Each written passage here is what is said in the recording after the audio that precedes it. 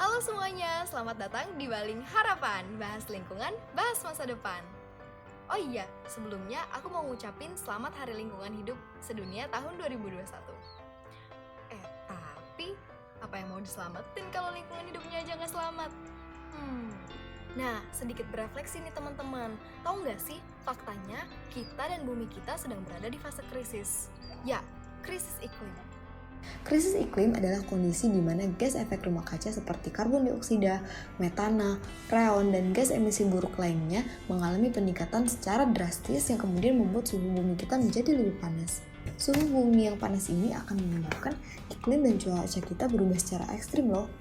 Ekstrim gimana sih? Nah, teman-teman merhatiin nggak sih kalau tahun-tahun terakhir ini musim kemarau terasa jadi lebih kering dan panas. Dan kalau musim hujan, hujannya jadi lebih deras. Sehingga seringkali menyebabkan bencana alam seperti banjir dan tanah longsor. Nah, ini yang dinamakan iklim berubah secara drastis. Kalau ini terus dibiarkan, akan berdampak buruk bagi kita dan lingkungan tempat tinggal kita di bumi. Misalnya, musim yang tidak beraturan akan menyebabkan para petani gagal panen sehingga ketersediaan pangan kita berkurang. Nah, ini nih sebabnya ibu-ibu pada rempong nanya, kenapa harga cabai naik? Kenapa harga beras naik, kenapa harga kopi naik terus? Padahal dengan iklim yang abnormal seperti ini, wajar jika proses penanaman para petani jadi jauh lebih sulit. Selain itu, akibat iklim yang ekstrim, kebakaran hutan pun jadi lebih mudah terjadi. Es di kutub juga banyak yang hilang dan mencair loh.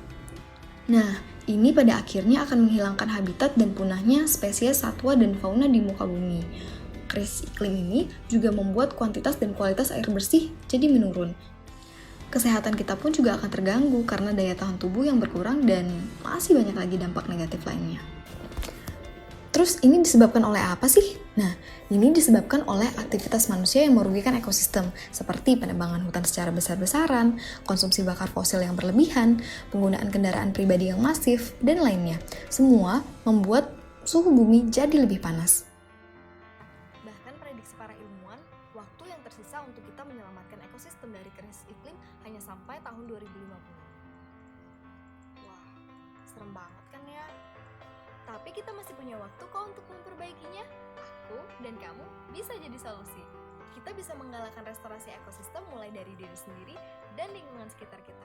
Restorasi ekosistem adalah upaya membantu pemulihan ekosistem yang telah rusak dan melestarikan ekosistem yang masih utuh.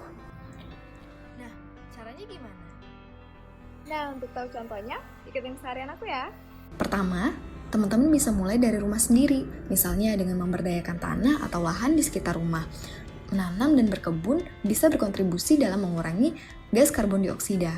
Pohon dan tanaman bisa jadi solusi utama kita dalam menghentikan krisis iklim, karena pohon dapat menyimpan lebih dari 2 triliun ton karbon dioksida. Jadi, kalau ada pohon di rumah jangan ditebang ya, tanam lebih banyak. Di hari libur, teman-teman bisa produktif di rumah dengan belajar menanam dan berkebun di rumah sendiri. Selain berguna bagi lingkungan, rumah jadi lebih sejuk, nyaman, dan enak dipandang loh. Kedua, mengelola dan mengurangi jumlah belanjaan dan produksi sampah yang tidak perlu. Dengan meminimalisir sampah, kita bisa menjaga lingkungan sekitar kita agar tidak rusak. Kita dapat mengurangi sampah dengan membawa tas belanja, menggunakan botol isi ulang, mengurangi belanja baju baru, serta mengolah sampah di rumah. Misalnya, mendaur ulang kaleng bekas jadi tempat pensil, sampai membuat pupuk kompos dari sampah-sampah sisa makanan. Wah, jadi makin seru dan produktif ya di rumah.